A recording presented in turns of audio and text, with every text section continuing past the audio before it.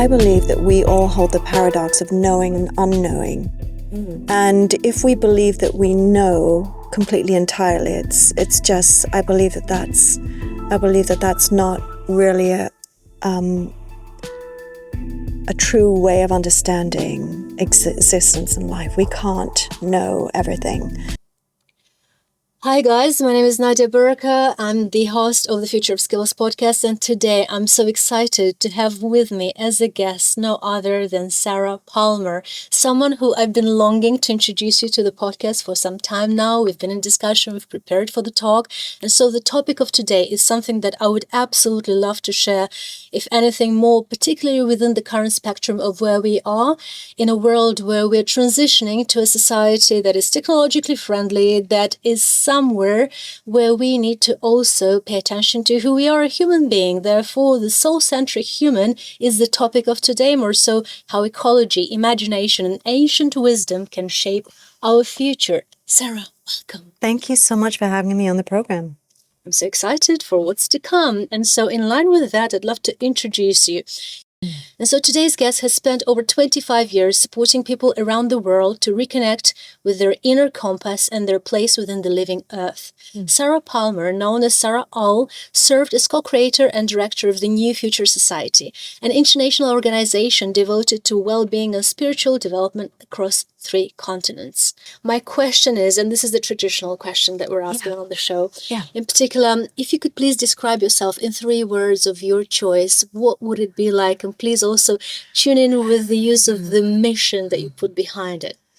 Okay, so 3 words for myself would be wild, wild like a wildflower, magical, and muse. Yeah. Very profound, very deep. I understand where the meaning of the muse comes from. You're a mentor. You've been doing it for decades. You've been also inspiring not only singular conversation that you would have as a mentor, but also communities as a whole. And as we were discussing, across 3 continents now. So it's a lot that we will tap into today. Now, I'd be very interested in terms of your background, to tap a little bit more in terms of your transitioning and the beginnings from where you've started initially in the Himalayas. So there's my question there. Your beginning is in the Himalayas. So please kindly take us back to the 1994, where your path has begun, and what did those mountains awaken you to? Yeah, so in 1994, I'm 22 years old. I've just graduated from my studies here in England. And I am in India, and I start to have some kind of awakening. Originally, I had experienced through psilocybin altered states of awareness. And when I was in India, there was a similar exploration. And then I decided to just really, I became so curious about this ancient society, their rituals, their ceremonies, their way of life. What is it and what was it for me? Like, was there a reality there? Was there really a place or an existence that these philosophical schools and ceremonies and rituals and temples were actually guiding one to? So I became really hungry. So I started to study. And when I came to the Himalayas, I was guided to go to the Tibetan community of Dharamsala in the Himalayas. And I just remember feeling the power of this place in the mountains was just so exquisite. And it was there that I met my future mentor, and it was the beginning of a lifelong love relationship with paths of wisdom. How exciting. You have definitely lived a very special time in there. You said it was about 2 years that you were with them. Yeah. Was there any particular practice, behaviors, any particular way of being that you'd noticed within them that inspired you back and that probably stayed with you in your lifelong journey? Yes, so I was initiated by my teacher, and he taught me specific meditation practices, initiation practices based on Advaita Vedanta, which just means non-dual philosophy, sort of the oneness of everything, meditation. There was a philosophical immersion. And then I lived for 2 years with the Tibetans, and just being with them, Nadia, a group of peoples who have experienced so much, and at the same time are thriving inside of themselves, spiritually, psychologically. I mean, that was the impression and the experience I had with my Tibetan friends and being in the community. And I've always been so deeply fascinated by their way of mind training, like the skill of training the mind through contemplative practices and meditation, which is one of the things that I teach. How exciting. The training of the mind seems to be a very in-depth practice in terms of something that probably is very specific to them, to their, ancient traditions, shall we put it that way. Yeah. And when it comes to the contemplating practices that you just alluded to, would be anything in particular there as a, type of behavior that you think it's absolutely paramount for any given human being to grasp, to get a little bit more, aware of and learn more about? Sure, because I think it has to do with the mind. It has to do with the way that we maneuver and our relationships that we have with our thoughts, with our emotions, with the capacity for us to visualize something, heal something, deal with situations. I mean, there's this really lovely analogy by David Lynch, the director and prolific creator, and he would talk about the importance of going into the depths, like the depths of the sea, to get the golden fish of creativity. So it is about who and what are we? Like, who am I? The age-old philosophical questions, Nadia. Who am I? Where did I come from? Where am I going?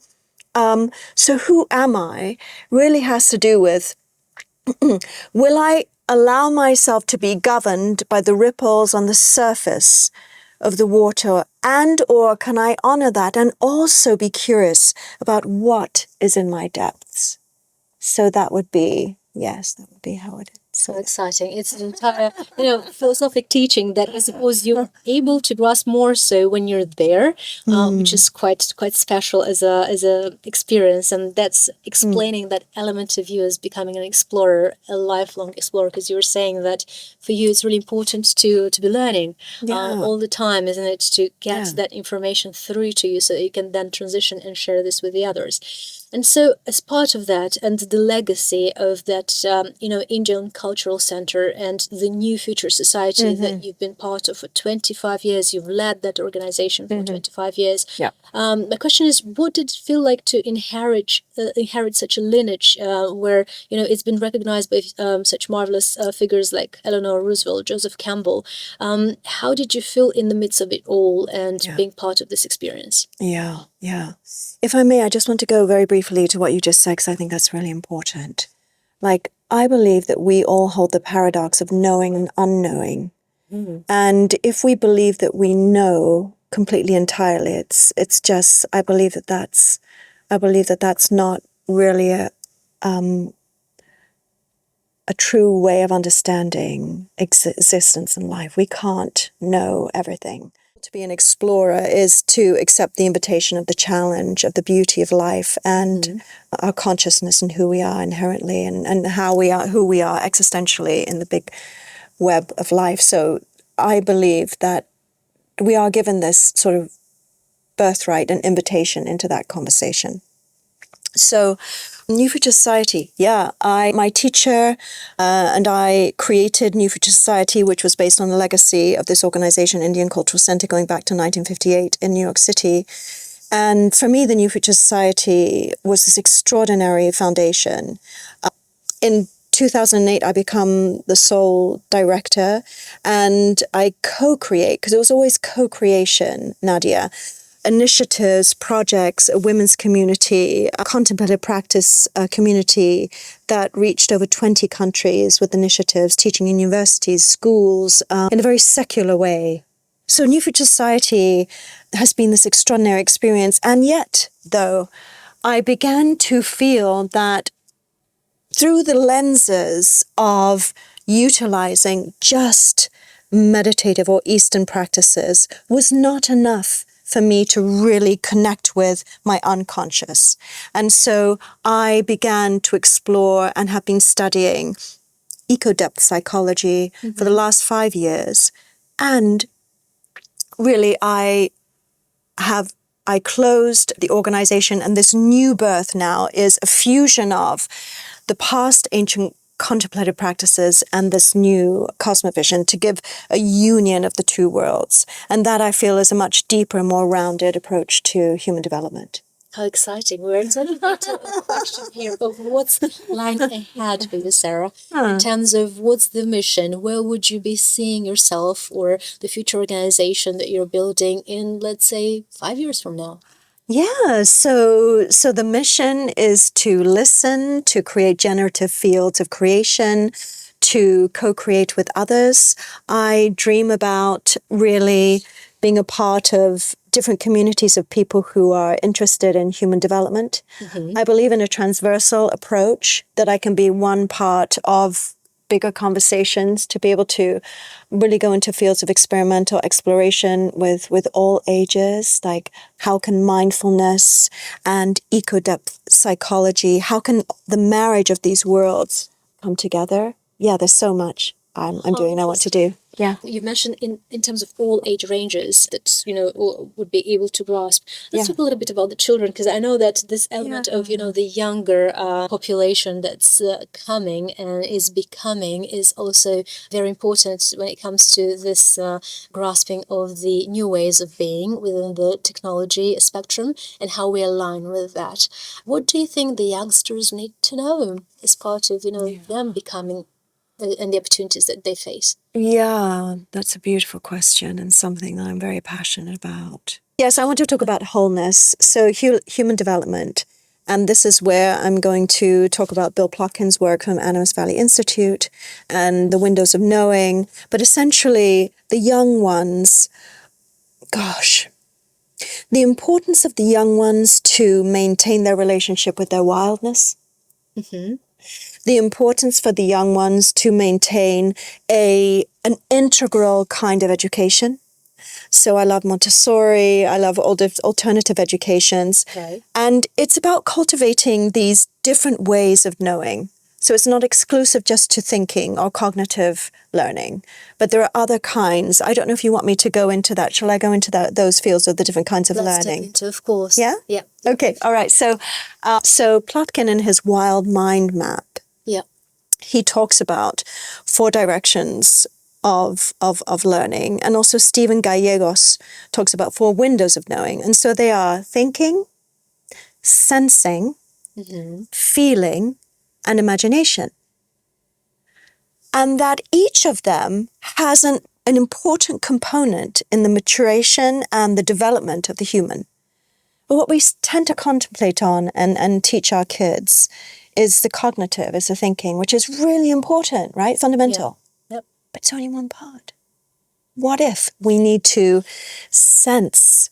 And that's where the meditative practices come in. Like, how can I become aware, this awareness, so that I can be in touch with myself, that I can connect with gratitude, or I can connect with the observer, the witness of myself. So when emotions come and then they go, I can have more calm and equilibrium in my center. Like, I wish I had received that as a kid, right? Because it's a roller coaster, isn't it? 100%. Right. Yeah. So feeling, this has to do with our relationships with our emotions. Is it safe in our society? Perhaps it is more for these generations, more than it was for me, maybe. Yeah. Many moons ago, Nadia. Yes. And so we repress a lot in our unconscious of our feelings. And I had a freezer down there, and I finally found the key, and it started to unthaw, and then all these emotions came up. And I think that, the importance of being able to access our love, and the importance about being able to access our sadness too, and allow the tears to flow. Because if we hold on to something, we don't heal something, we're frozen, and that will create addictive and other behaviors outside of ourselves. So it's really important. So, eco-depth psychology is about the depths, Nadia. Yeah. And imagination, I don't know if you have a question about that. Imagination, yeah, definitely. An entire episode just on that, if possible, yes. Because, we had this preliminary talk between us regarding, what do we want to touch base in our conversation today.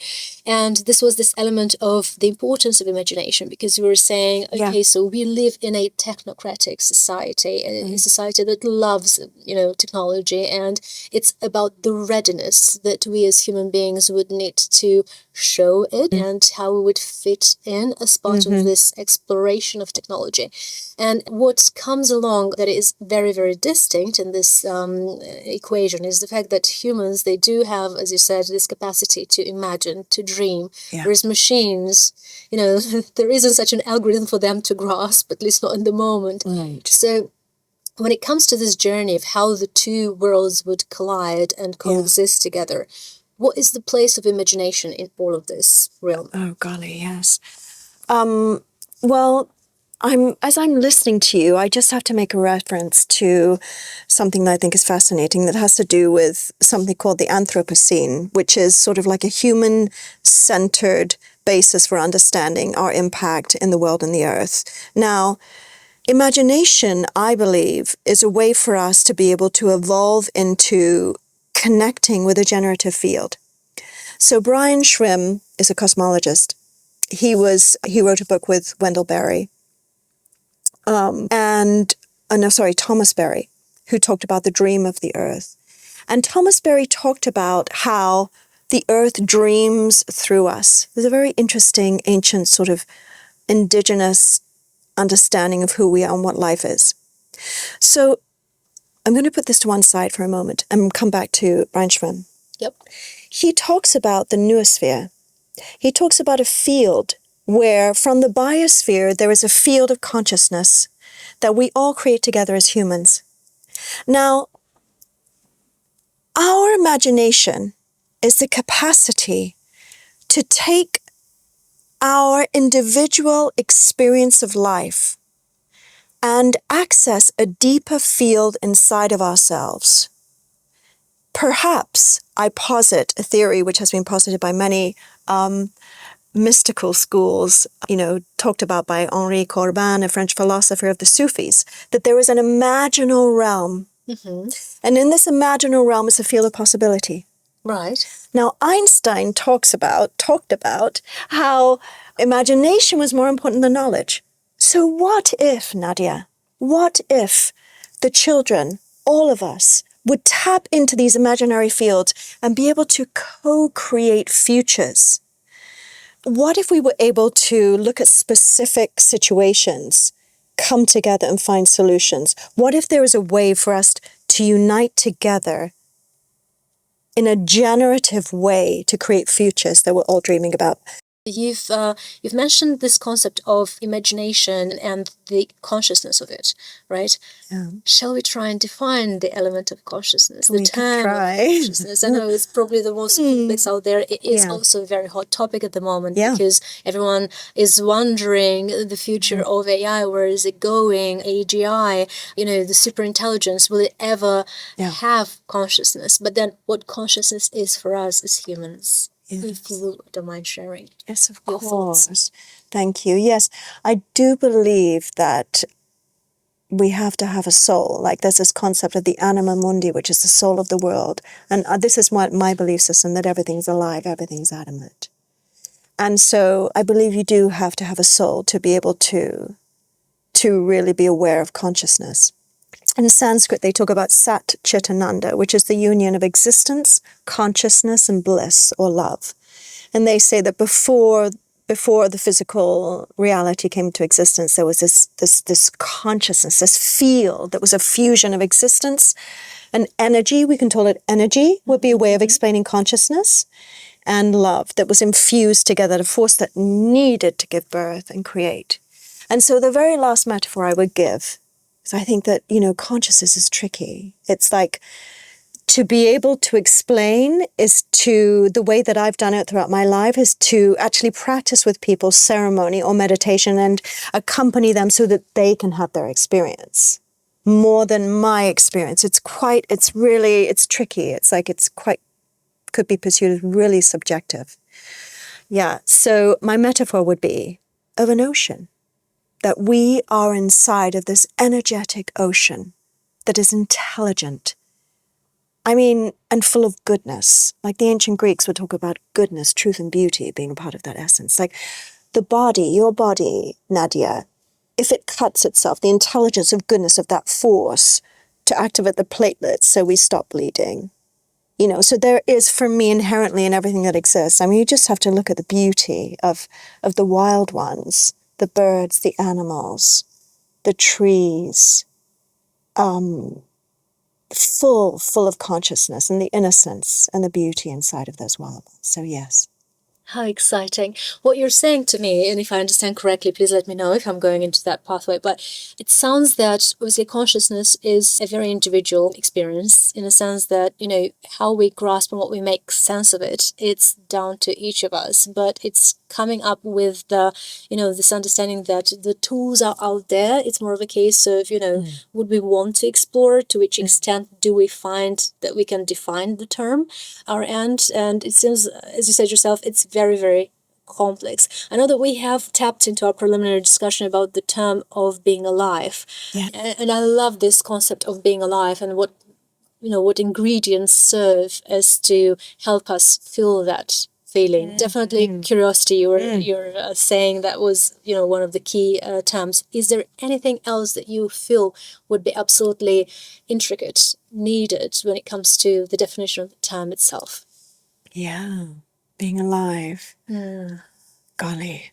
Well, I think that's one thing as a person who has had the privilege of studying and teaching and continuing to study and teaching, is to make this path of wisdom as beautiful and as exotic an adventure that it is. And I think when we are engaged in life, when we feel alive, no matter what is going on in our mind and our heart, there is this force, this palpable force that is sort of pushing us into all of the aspects of life. And I think that I've never felt so alive as I do at this moment in my life. And it's, yeah. And it's like the older I get and the more that I have life experience, the more humbling it is, of course, and recognizing that, yes, that it's one of the biggest gifts, I think. And it's really important to, I think a lot of people that I've been teaching over the years, Nadia, have said, you know, I can't do this or I can't do that. There's a lot of imagination, not in a good sense, of what is the path of wisdom. And it's all inside of us. It's just about finding those sanctuary, those spaces. Like one of my missions, the word is sanctuary, holding space so that others can thrive and discover themselves and transcend the limited identities that we give ourselves to keep ourselves safe and to keep ourselves small. I mean, it's David Whyte, the poet, who says, we are here to have the biggest conversation with the world and life. It's showing that experience is key, isn't it? Sure.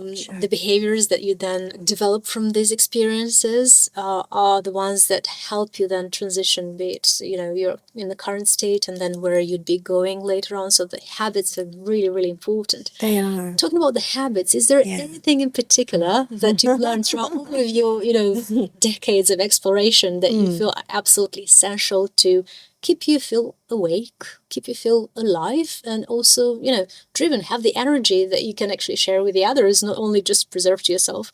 Yeah, sure. I think a lot of it has to do with recovering a relationship with the unconscious and the shadow, also with the light, having a living, embodied relationship with the center of yourself that's connected and in relationship with the wider web.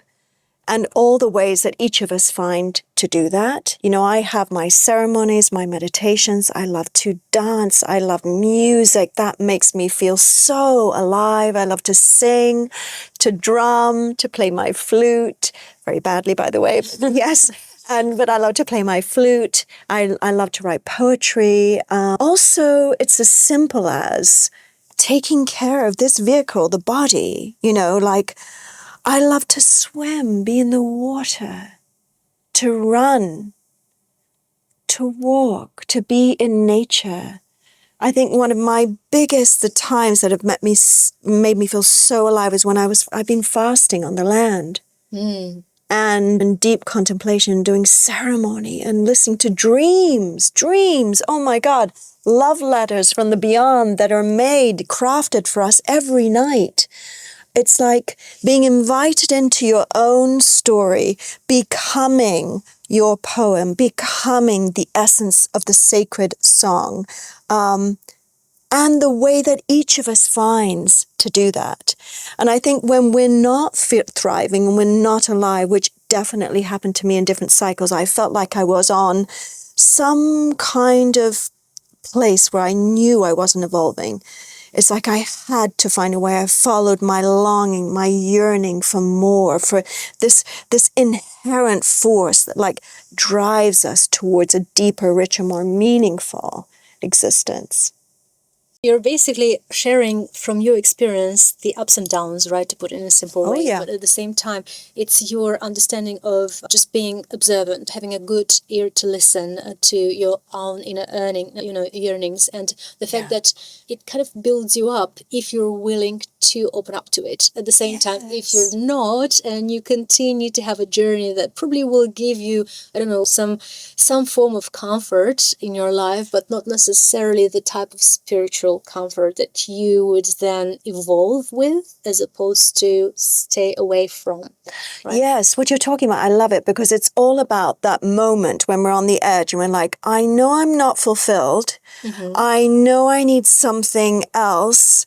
And even if I go to this is talking from a place of privilege, no? In the societies when we can reach for, I don't know, an experience or whatever it is, no, all of that is inclusive in life. But I think that it is like expanding circles, Nadia. It's like we do something and then we realize, oh, now I don't feel as fulfilled with that. And it's like an expanding field of possibility of us finding something that gives us greater and deeper meaning.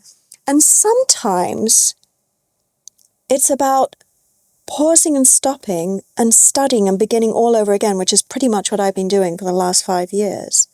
So sometimes it's not about the doing, it's about deepening our relationships with our inner reality, the depths, the inner ecosystem, and feeling that deep sense of belonging, our roots down into this beautiful planet that is our home. You would definitely, not only that you're opening the doors, you're sharing that there is the good time to pause, and something that, a lot of us are struggling with these days, isn't it? Because of the day-to-day hurdles, the commitments that we're subscribing ourselves to, simply because that's the need of.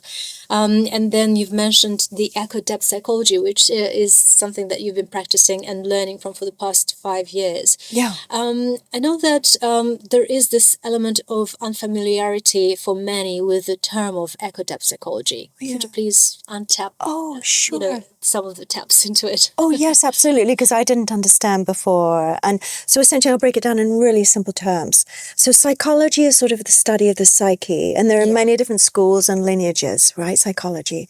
Depth psychology essentially is investigation of the depths, the unconscious, what's bubbling close to the surface. How does that affect my conscious mind? It is like an iceberg. They say that we know, the part on top of the water, and all underneath is this really interesting, fascinating world, the shadow, the darkness, the sweet darkness. What potentialities lie there? What do I need to heal there? What do I need to open to?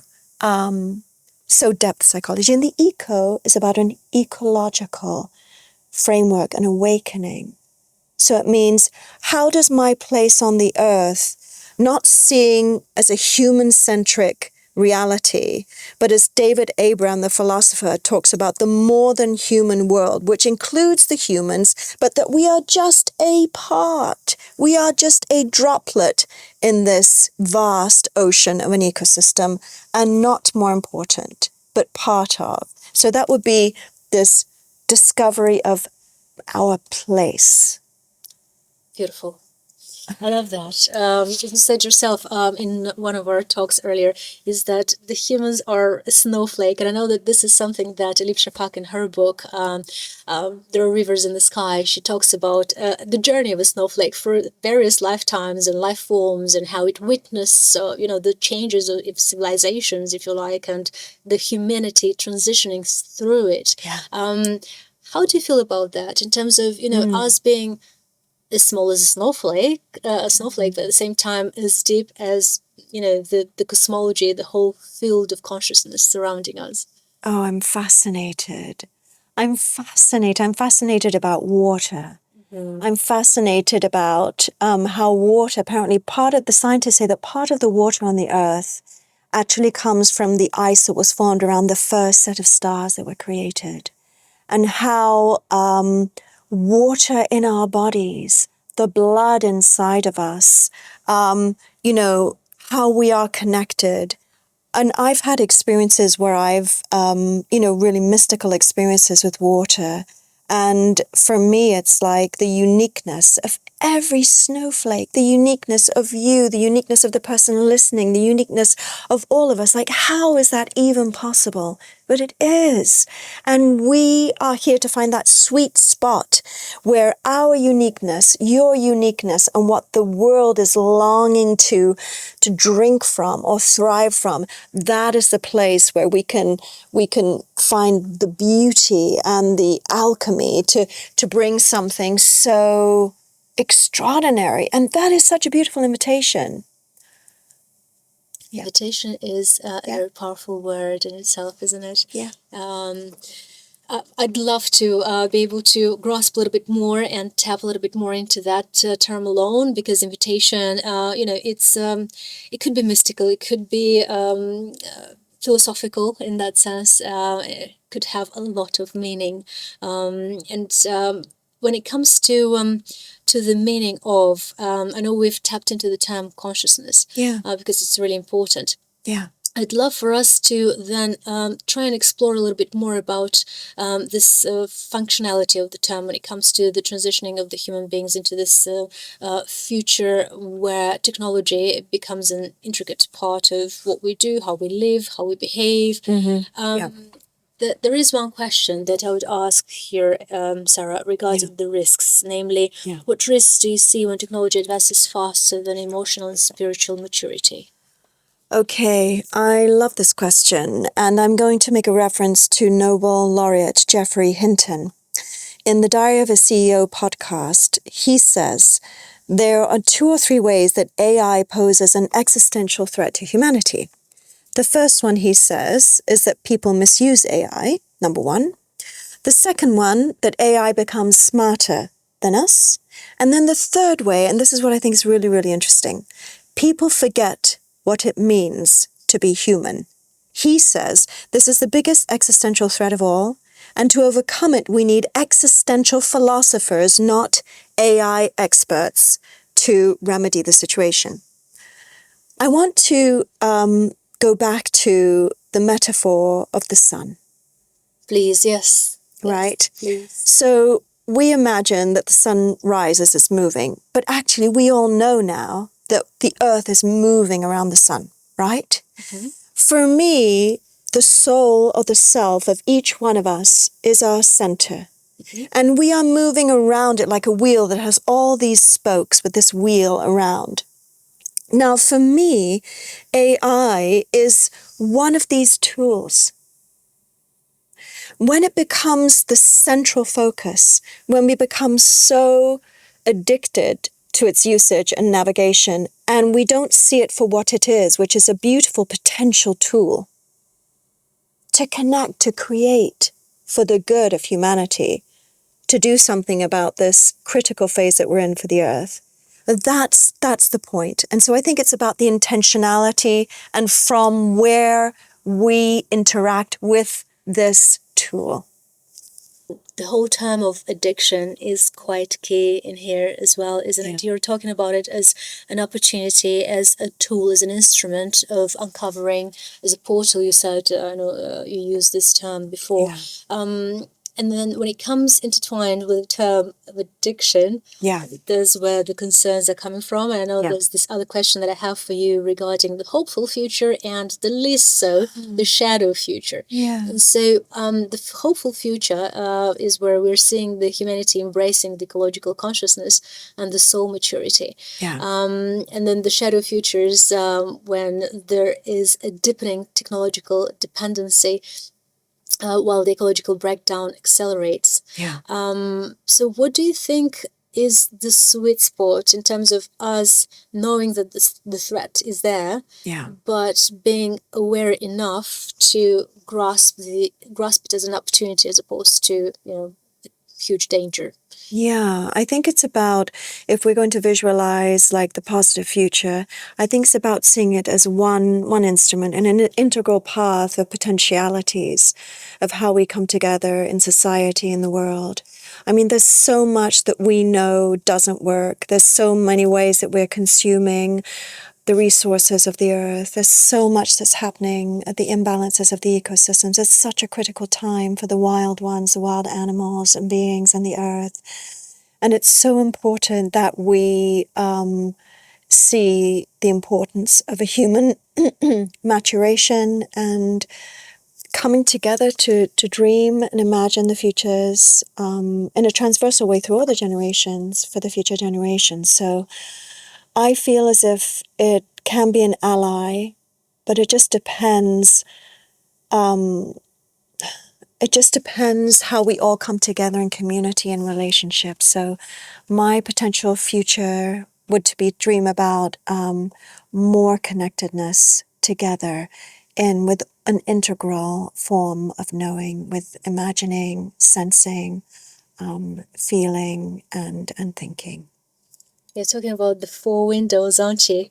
I love it because through that concept, it's something that you've uncovered as part of a completely new territory for me to explore as well. So very grateful for that. But it sounds to me that when you're saying, the tapping into the co-creation and being able to get a little bit more wisdom from it, it's not through the use of gadget necessarily to stay connected, isn't it? It's more in a spiritual way that you're suggesting to stay connected. Well, I think that inherently there is a field of potential creation that the poets talk about, but where they ask the poets, does the creation already exist, or is it there on the edges of creation? So there's a field of creation in the consciousness waiting for us to have these discoveries. And so I think it's about being as expansive and engaging with the consciousness and potentialities of all different forms of intelligence that's going to create a mature society that will come together in this moment of great crisis. And I think that the technologies and the AI is this, we just have to be very wary because addiction is a part of our inner ecosystem. In the Wild Mind Map of Bill Plotkin, he talks about the inner addicts and escapists that are trying to transcend. They're trying to get away from the pain. They're trying to get away from the suffering. And so they have these activities. So really it's where we have to, really invite ourselves into deeper conversations like, who are we in the depths? Can we create emotional intelligence in schools so that children have the possibility of actually understanding what it is to cultivate a healthy relationship within their own ecosystems and relationships with others? If we were trained in meditative contemplative practices, we would have more capacity to monitor and to have more agility when situations that are complex and difficult arise for ourselves. So it's contemplating all these inherent innate qualities of patience and compassion. And finally, I just have to mention, the heart mind, where there's a heart thinking, centered, infused mind that comes to life, and that requires contemplation and skills. How exciting. Skills is the core word into this. If we were to, and I know we're approaching to the wrap up of the conversation, sadly, but there's a lot of topics we've already tapped into, such as the imagination, the consciousness, the contemplation in a form of the societal joint creation. When it comes to the concept of skills, and you've mentioned the youngsters, would be good that they would have this form of emotional training, right? So that they're closer to managing their emotional intelligence. How would you see, as part of the skill curriculum, what do you think would be absolutely paramount for them to have in this day and age, so that we don't end up in a society that is probably governed by depression at some point through the inability to grasp with the big data and our digestion of it? Yeah, I think it's really worrying when I read these reports about depression in adolescents, especially in such privileged societies, when we have, like Maslow talks about, the essential needs taken care of for the most part. And so for me, it has to do with cultivating a relationship with the earth, rewilding ourselves for the children.